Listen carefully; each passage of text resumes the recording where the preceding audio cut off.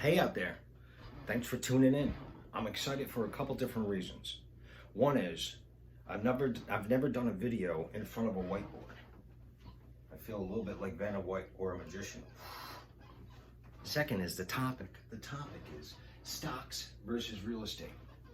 Maybe it doesn't sound that exciting right now, but by the end of this video, which is going to be 5 minutes long, at the end of this video, I think you're going to agree that it is exciting.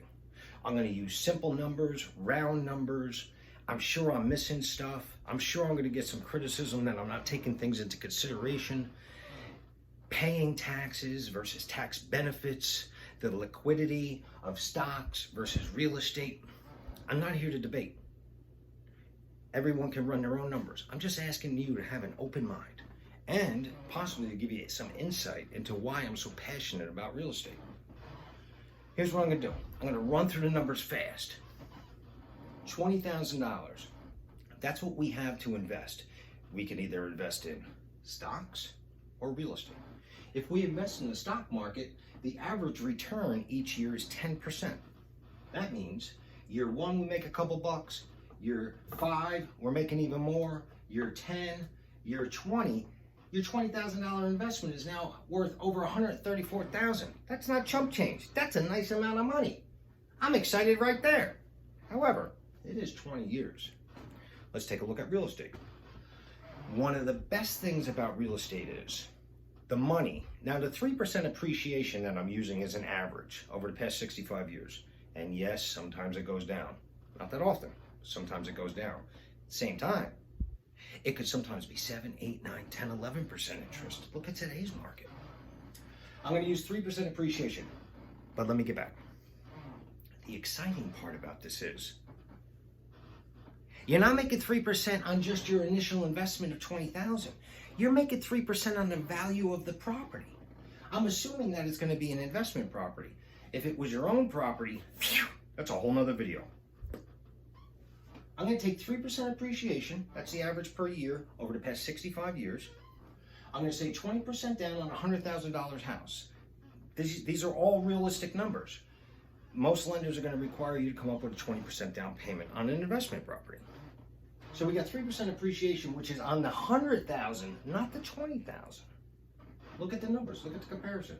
Nothing really to write home about. 23 versus 22 by year 10, 54 versus 51. By year 20, this is interesting.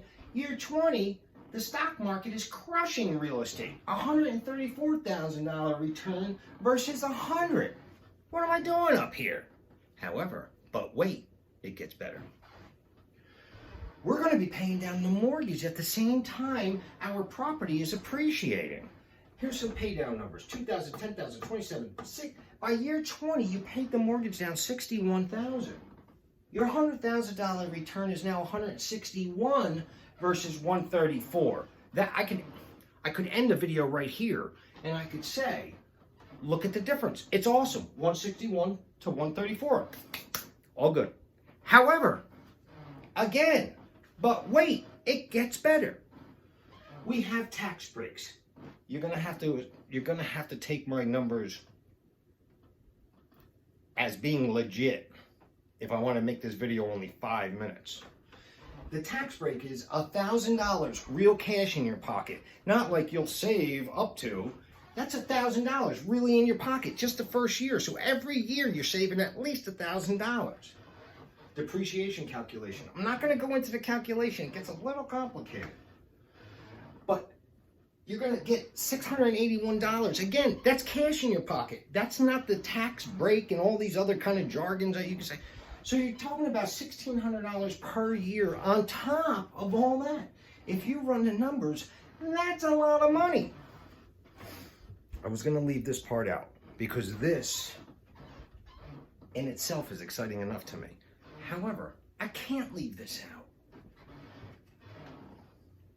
Positive cash flow. If you bought a property and you bought it right, you don't have to be a real estate expert, but if you're buying a property as an investment property, you are not buying it and losing money each month. The people paying your rent is going to cover your mortgage plus some money, or you're not going to buy that property. Let's even say you break even the first year or two. Let's just say that. By year 20, this 161,000, which is now well over 200,000 with all of this.